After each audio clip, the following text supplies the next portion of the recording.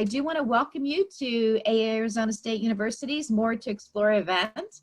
As we move through this presentation, we have a very exciting presentation today.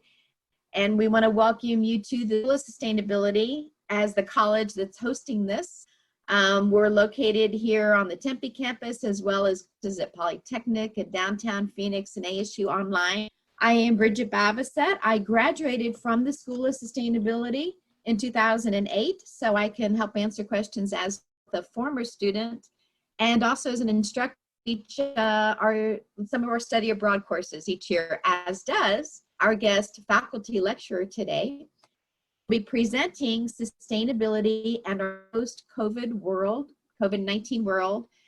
Just before we start with the presentation from Professor Manuel Navarrete, I want to check in with you real quick, and we're going to launch a poll and find out exactly where everyone is calling from. So if you want to take just a moment to vote, you have your choices there, whether you're somewhere in the Phoenix area, Northern Arizona, somewhere in the world, or other parts of Arizona, the US, or the West Coast. So if you want to go ahead and log in your responses. And very cool, we've got most folks are calling in from near the Phoenix area, but we've also got the East Coast of the United States represented. It's really awesome to see that.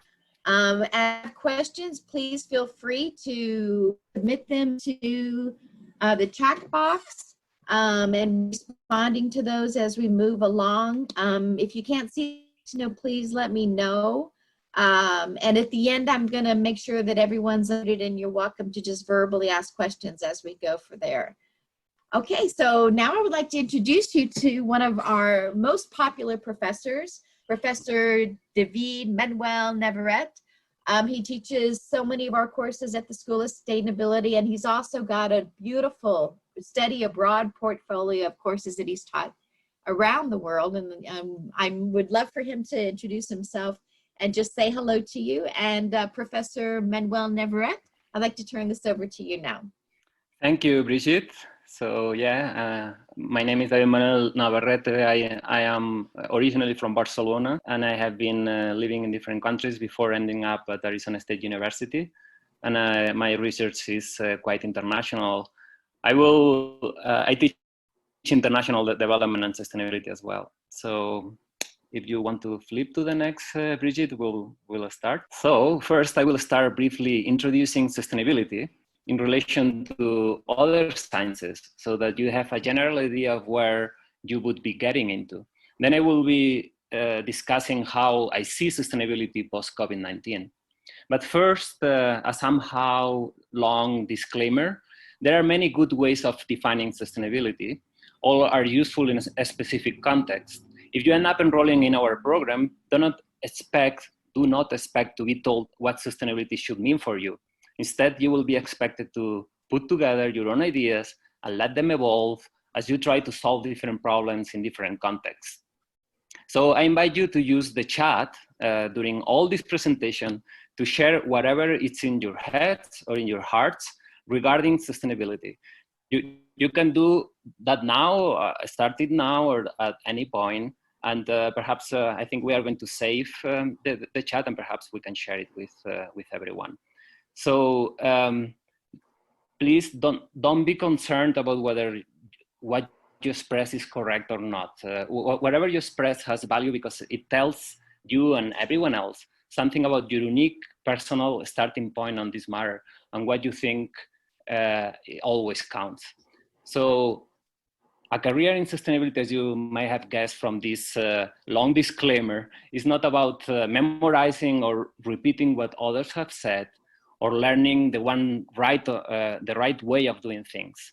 Sustainability requires creativity, which means that your job would be to intellectually, emotionally, and spiritually digest the knowledges and perspectives that you're exposed to. And let's start today. Let's see how can you digest this presentation. From my perspective, sustainability is about learning how to live in this planet as if we were here to stay. What do I mean by that? Can we pass to the next? This means learning to build and nurture mutually beneficial relationships This term is very important, mutually beneficial relation between diverse components of systems. Now, the more diverse the components are, the more sustainable the system can be. But the more diversity, the harder it is to cultivate and maintain strong, mutually beneficial or reciprocal relationships.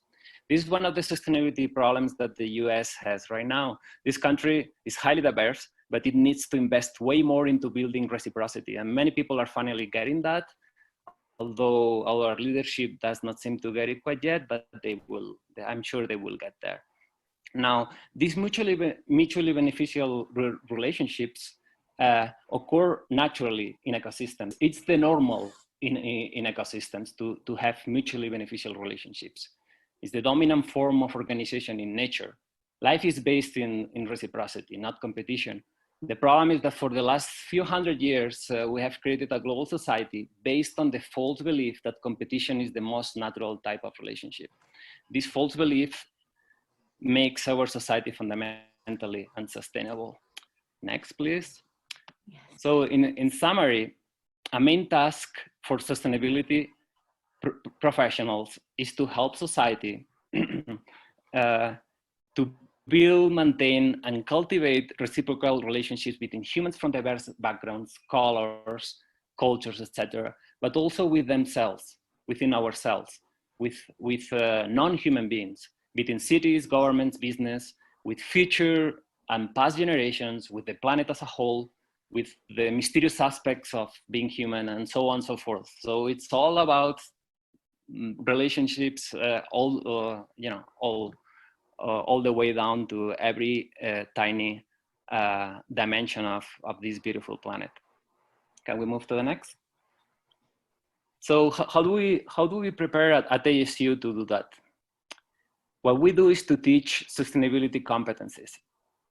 And first one, the most important, is systems thinking, which allows students to understand the complexity of these mutual beneficial relationships, and also to look at the relationships between relationships, which then it's when things get really complex. Then we need to think these relationships strategically to ensure that they become and stay mutually beneficial in the future. So strategic and future thinking is another important competency. Even more important, perhaps, is creating these reciprocal relationships not as an individual achievement, not as something that you do as a professional, but something that requires interpersonal and interpersonal competencies, which means that you have to learn to create these types of relationships for yourself in your life, and then assist society to scale them up.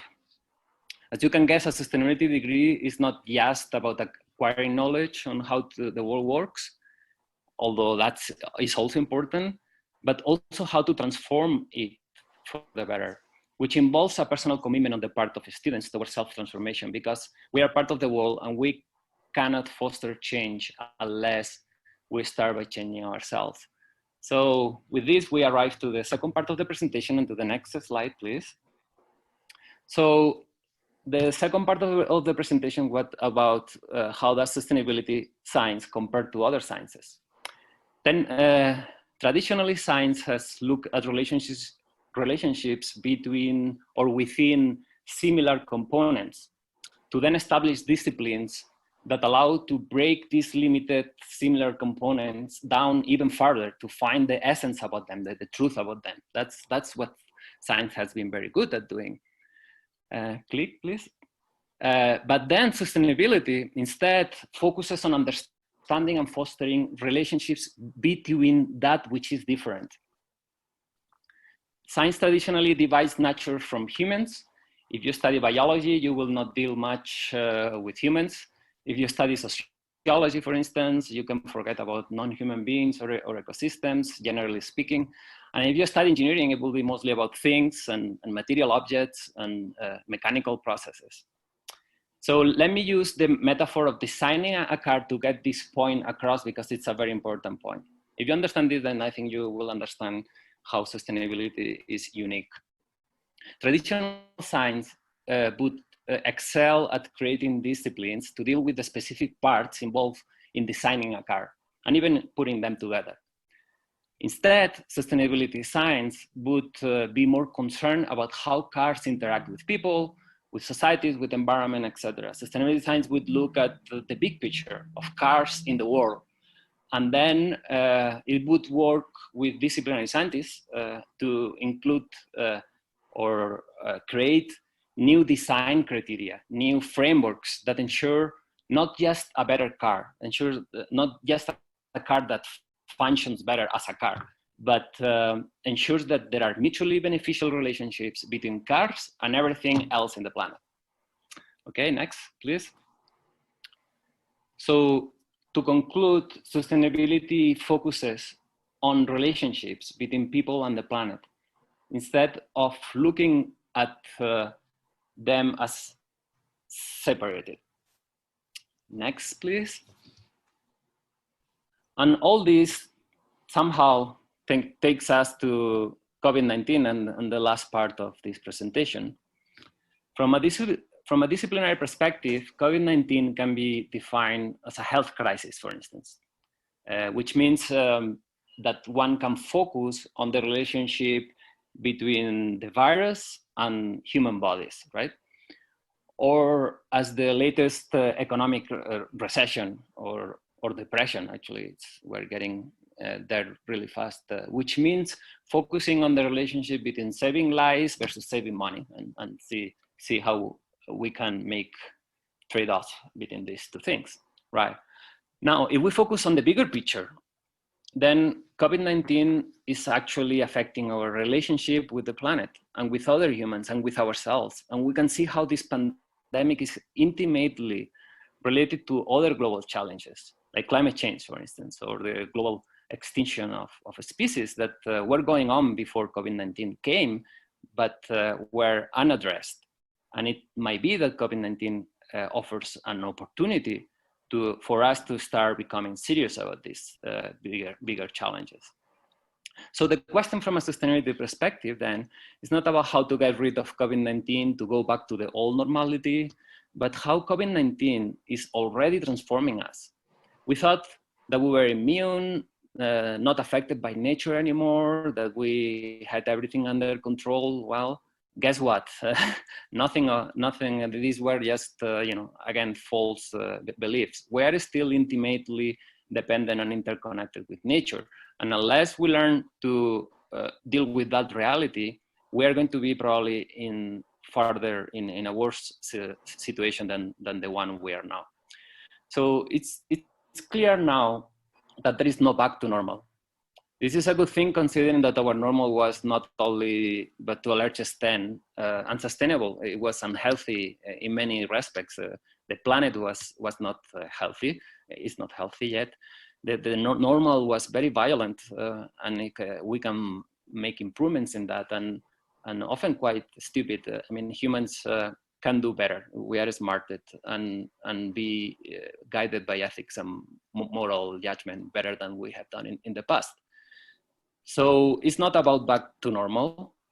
Change, even if it's often painful, sometimes it's badly needed. The sustainability question is about how we can ensure that this crisis, with all the pain that it ends up generating, and of course, it's not we need to try to reduce the pain and getting people hurt and death as possible, but to make sure that the crisis is not wasted.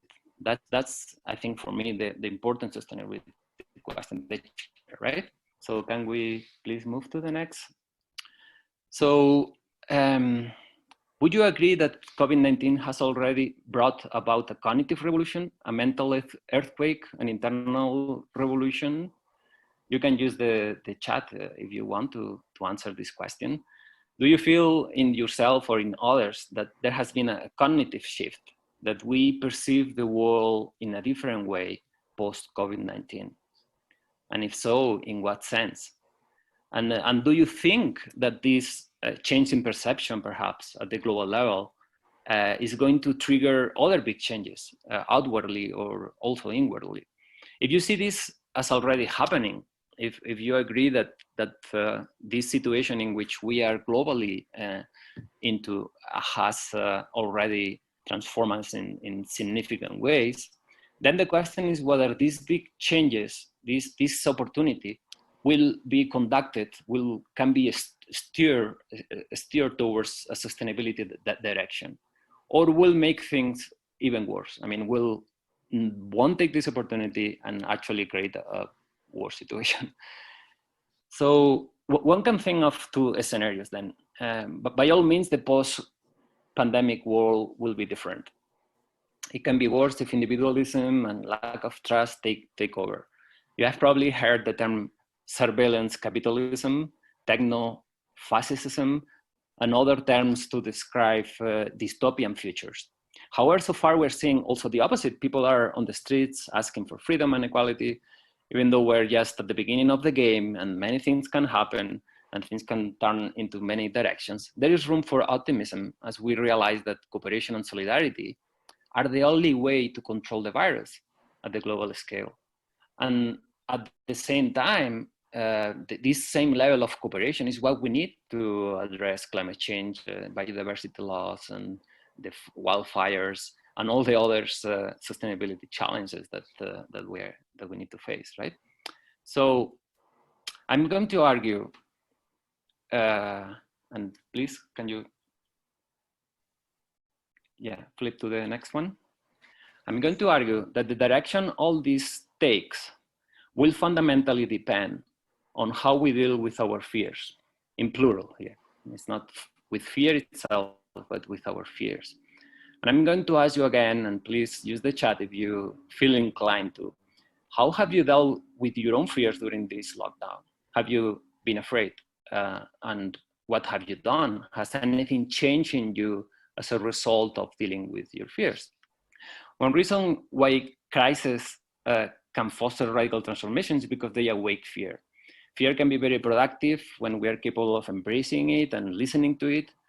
But and we can learn a lot from confronting our own fears, but it can also lead to paralysis, even self-destruction, depression, negative thoughts. So how were you ready? Were you to deal with this situation? Perhaps not. And will you perhaps be better equipped if another situation like this happens? Can we flip to the next, please? So what I'm proposing is that what will determine the outcome of this crisis of COVID-19 is not only what we do, what actions we take outward, but what we do inwardly. This crisis might go wasted if the political management of our fears by governments and corporations is more effective than our individual and collective capacity to deal with them and channel them towards self-transformation. So here, the micromanagement of our emotions will be crucial. And this is something that the schooling system needs to address. These emotions have to be integrated with intellectual processes that we are, that we practice in our education. So the important point I think I want to make here is that we can all work towards dealing with our own fears. This is not something that, as a leader, a superhero needs to come to our rescue, or that, it's something that every one of us is capable of doing. And the job of sustainability science and sustainability professionals then can be about assisting in this process, about bringing clarity and bringing tools so that people can do the work. Next, please. So which fears specifically I'm talking about, and how do we deal with them? Obviously, this crisis brings the fear of death to the fore. Anyone can die from the virus, but I want to highlight another fear, the fear of stopping. Why are we so terrified at the prospect of slowing down? It's revealing how these two fears to stop played out from the beginning in this crisis. The panic of slowing down the economy dominated the US and other countries and paralyzed the early sanitary response, perhaps in a similar way as it is paralyzing our response to climate change. Then what happened here in the US is that there were models predicting 100 to 200,000 deaths, and then the fear of death overcame the fear of slowing down the economy. So this is another question for you. Does slowing down scare you, or other people that you know? Perhaps it doesn't scare you, but you know people who are scared of slowing down. And if so, why? Why is that? And this is an important question, I think. Can we move to the next? And the next is the last, because I really want to leave ample time for questions and answers. And to conclude the whole presentation, I will ask you, again, another question, lots of questions. It's important to ask questions. Don't expect to receive all the answers. You have to find answers by yourself. So this is my last question. Does the fear come from this fear of slowing down, come from the fact that when we slow down, it's time to think, to reassess, to reconnect, to change course? And why is that scary?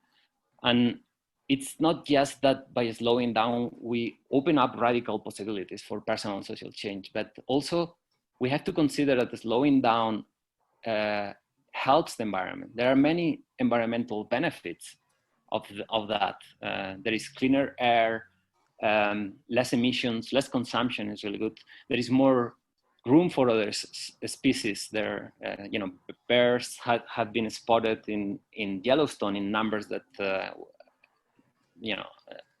were unheard of for a long time.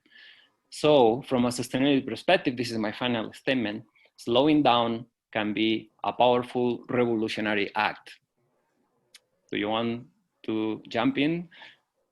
Thank you. And I'll, of course, take any questions or comments that Brigitte has collected right now. Team, this is Colin joining in here. We had a really interesting comment, David, coming from Rachel when you asked the question about connectivity. She said, yes, right? This is more of a comment as opposed to a question, because we can see how every single thing is connected and, quote, how easily a change can bring everything down. So David, maybe you could comment a bit more on that connectivity between different systems and processes, socioeconomic, et cetera, because that, I think Rachel brings up a really interesting point. Mm-hmm. Okay, so yeah, everything is connected. That's a reality of life. Our intellect is limited, and we cannot take into account all the connections at the same time, right? But the key question is, what connections do we decide to focus on? And the difference here is between, there are obvious connections or traditional connections that we have been focused on in the past. And these are important. It's important to get to know them. But what sustainability science brings to the fore, or wants to highlight, is that there are not so obvious connections. Perhaps the most important is to pay attention, to focus on the connections that have been overlooked in the past. Because if you want to change, if there is a need for change and transformation, then the inertias and the legacies of focusing on a particular set of connections hinder change, hinder transformation. So what will, that's one thing. The other thing is that you have to be intentional. Sometimes we focus on connections without knowing why we do that, right? So we will have to constantly ask, what are the consequences of emphasizing certain connections over others, right? If we want to really steer the world into a sustainable direction, we have to be very aware, very conscious of these consequences. I hope this kind of answers. I think that's a wonderful thing. So honestly, if anyone else in our guests here want to hop in, you can always feel free. You now have the ability to speak. Just feel free to unmute yourself if you'd like. Jump in, ask the professor a wonderful question. You got a world-leading thinker right here on the horn coming direct to you. Feel free to ask away, right? You could ask him what his favorite food is. I'm sure he'd be happy to share that with you. And if you want, you can also just make sure to put that into our webinar chat or the Q&A if you're not feeling like using your voice, but more the keyboard. We welcome that also. Professor David, I have a question. You're in Colorado. What are you seeing in Colorado in terms of how people feel either optimistic or pessimistic, or whether they're social distancing or not there? Well, I think the situation in Colorado is a little bit different. It's interesting because every state has a different culture, and that is reflected in the behavior of people very clearly. For instance, and when I was in Arizona 2 weeks ago, and I know things in Arizona are getting a little bit more complicated, COVID-19 wise. Here things are more are less complicated so far, and perhaps partly because people here, I mean, anywhere you go shopping or any closed space, people use masks, and there is no question about whether it's an option or not. And this has been, I think, like that from the beginning. I'm not sure how to explain that, but it has to be like a cultural thing. And so here, I think people are more optimistic right now than in other parts of the world. But it's a very volatile situation, and changes have to happen everywhere. It's sustainability wise. Yeah, You know, Vanessa's jumping right there, making a we've got- great point about change, where Vanessa stated, I think some people are scared of change because it gives them a sense of loss of control. But what Vanessa's learned from sustainability creates change by trying to take control. Yeah, that's psychologically is very important. We don't like change. We hate transformation because we have a false sense of security in not changing. I mean, we believe that that we can keep people stable, but the reality is that life is constantly changing. This is just an illusion that we create, psychological, and it's a very dangerous one. So we have to collectively learn to embrace change as the natural, state of things in life. And I think I think education has an important role to play there, because sometimes when we teach, we kind of say things as if they were stable. We talk about things, knowledge as something very static, and we have to teach in a way that is more fluid, which involves developing these competencies of dealing with change, for instance. And one way is to observe, for instance, the change that are constantly happening in our bodies, right? Our body is different every 2 years. We have the cells are completely different, but we live totally unaware of this reality, and we have to make sure that everyone lives with this reality, and then they will see the perspective of the world will change as well, and many of the problems that we have now will go away. Other problems may come, but because I think there are always problems in life. But I think these perspectives that we have had in the past have reached a point in which they are really dangerous now, and we need to change them. All right, but just before we ask for a closing thought from you, and make sure there's not any final questions, we're getting close to our stop time, although we're happy to stay on and just answer more questions. If you do want to connect with us, take a screenshot here of our way to email us, or to give a phone, or just to log on to the website, find out what's going on with COVID-19 as well as with other issues in sustainability. There's more upcoming sessions with more to explore. Very excited that those of you could join us today. These are sessions that we're offering today, tomorrow, and Thursday. Again, if you want to take a screenshot of other options that we have out there. We will be covering post-COVID again tomorrow at 11:30. If you want to look at how maximizing your week, we're recommending you can check out Choose Your Own Adventure tomorrow at, actually that's today at 5 p.m. And tomorrow at 1 p.m. we have a session that will be talking about how you can study and work and look at these issues locally to globally. We look forward to seeing you. And Professor Manuel Navarrete, thank you so much. This has been so exciting. And I do want to kind of ask a final question for your closing thoughts. Whenever I talk with students in high schools and my own students, I'm asking if they're kind of optimistic or pessimistic about their future. And now that this has happened, could you give us some thoughts of what you're seeing in terms of optimism or pessimism? And again, please feel free to ask a question in chat if you want to express where you are on that stage. Well, I think, again, I come back to fear. Fear is the key thing.